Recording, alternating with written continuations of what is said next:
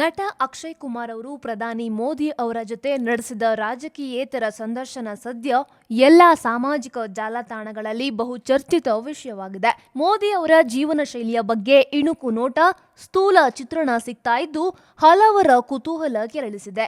ಈ ಸಂದರ್ಶನದಲ್ಲಿ ಮಾತನಾಡುತ್ತಾ ಮೋದಿ ಅವರು ತಮ್ಮ ಹಾಗೂ ಅಮೆರಿಕದ ಮಾಜಿ ಅಧ್ಯಕ್ಷ ಬರಾಕ್ ಒಬಾಮಾ ಅವರ ಜೊತೆಗಿನ ಸ್ನೇಹ ಸಂಬಂಧದ ಬಗ್ಗೆ ಹೇಳಿಕೊಂಡಿದ್ದಾರೆ.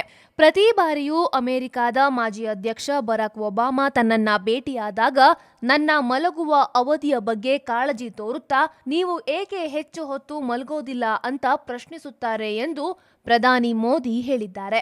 ನೀವು ಕೇವಲ 3 ಗಂಟೆಗಳ ಕಾಲ ಮಾತ್ರ ನಿದ್ದೆ ಮಾಡುತ್ತೀರಿ, ದೇಹಕ್ಕೆ 7 ಗಂಟೆಗಳ ನಿದ್ರೆಯ ಅವಶ್ಯಕತೆ ಇದೆ ಎಂದು ಅಕ್ಷಯ್ ಇದಕ್ಕೆ ಪ್ರತಿಯಾಗಿ ಪ್ರಶ್ನಿಸಿದ್ದಾರೆ. 2014ರಲ್ಲಿ ಮೊದಲ ಬಾರಿಗೆ ವಾಷಿಂಗ್ಟನ್ನಲ್ಲಿ ಇಬ್ಬರು ನಾಯಕರು ಭೇಟಿಯಾದ ಬಳಿಕ ಬೆಳೆದ ಬಾಂಧವ್ಯ ಇಂದಿಗೂ ಉಳಿಸಿಕೊಂಡಿದ್ದಾರೆ.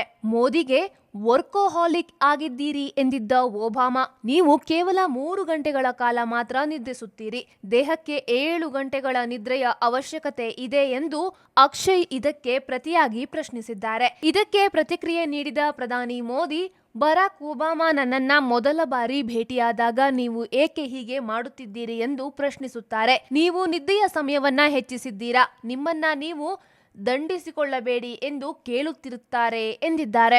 ದಿನಕ್ಕೆ 20 ಗಂಟೆ ದುಡಿಯುವ ಪ್ರಧಾನಿ ನರೇಂದ್ರ ಮೋದಿ ಅವರು ದಿನಕ್ಕೆ 20 ಗಂಟೆ ಕಾರ್ಯತತ್ಪರರಾಗಿರುತ್ತಾರೆ. ನಾನು ತುಂಬಾ ಕಡಿಮೆ ಅವಧಿ ನಿದ್ದೆ ಮಾಡುತ್ತೇನೆ. ನನ್ನ ಎಲ್ಲ ವೈದ್ಯ ಮಿತ್ರರು ನಿರಂತರವಾಗಿ ನಾನು ಹೆಚ್ಚು ನಿದ್ದೆ ಮಾಡಬೇಕು ಎಂದು ಸಲಹೆ ನೀಡುತ್ತಿರುತ್ತಾರೆ. ನಾನು 5ರಿಂದ 6 ಗಂಟೆಗಳ ಕಾಲ ನಿದ್ದೆ ಮಾಡಬೇಕು ಎಂಬ ಸಲಹೆ ಕೇಳಿಬರುತ್ತದೆ. ಆದರೆ ನಾನು ವರ್ಕೋಹಾಲಿಕ್ ಆಗಿದ್ದೇನೆ. ಇದು ನಾನು ಹಲವು ವರ್ಷಗಳಿಂದ ರೂಢಿಸಿಕೊಂಡ ವಿಧಾನ. ನಾನು ಬಹುತೇಕ 3.5 ಗಂಟೆಗಳ ಕಾಲ ಗಾಢವಾದ ನಿದ್ರೆ ಮಾಡುತ್ತೇನೆ.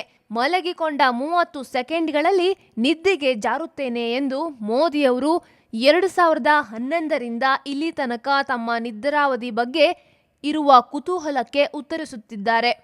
ಅಧ್ಯಕ್ಷರಾಗಿದ್ದಾಗ ಒಬಾಮಾ ಎಷ್ಟು ಕಾಲ ನಿದ್ದೆ ಮಾಡ್ತಾ ಇದ್ರು? ಅಮೆರಿಕ ಅಧ್ಯಕ್ಷರಾಗಿದ್ದ ಒಬಾಮಾ ಎಷ್ಟು ಕಾಲ ನಿದ್ದೆ ಮಾಡ್ತಾ ಇದ್ರು ಎಂಬ ಪ್ರಶ್ನೆಗೆ ಟಾಕ್ ಶೋ ಒಂದರಲ್ಲಿ ಒಬಾಮಾ ಅವರೇ ಉತ್ತರವನ್ನ ನೀಡಿದ್ರು. ರಾತ್ರಿ 2 ಗಂಟೆ ತನಕವೂ ಎಚ್ಚರವಿರ್ತೇನೆ. ನಾಳೆ ದಿನ ಕಾರ್ಯಕ್ರಮ ವಿವರ ಪರಿಶೀಲಿಸಿ ತಯಾರಿಗೊಳ್ಳುತ್ತೇನೆ ಎಂದಿದ್ದರು. ನ್ಯೂಯಾರ್ಕ್ ಟೈಮ್ಸ್ ವರದಿಯಂತೆ ಒಬಾಮಾ ಅವರ ಕಚೇರಿ ರಾತ್ರಿ 1 ಗಂಟೆ ತನಕವೂ ಇಮೇಲ್ಗಳನ್ನು ಸ್ವೀಕರಿಸ್ತಾ ಇರುತ್ತೆ.